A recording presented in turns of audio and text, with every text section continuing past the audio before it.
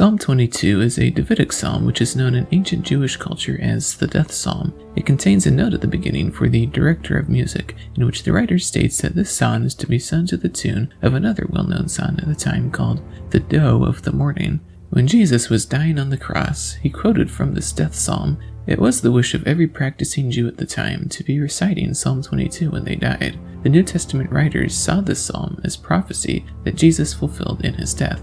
Jesus begins reciting the death psalm by shouting, my God, why have you forsaken me?" And as time goes by, you can see that the psalm is still on his mind. He is repeating it in his head, and every time he gets to a place where it reminds him of something, he speaks. When the psalm says, "From birth I was cast on you, from my mother's womb you have been my God," Jesus says to his mother, "Woman, here is your son," and to the disciple, "Here is your mother." When the psalm says, "My mouth is dried like a potsherd, and my tongue sticks to the roof of my mouth, you lay me in the dust of death," Jesus speaks, "I am thirsty."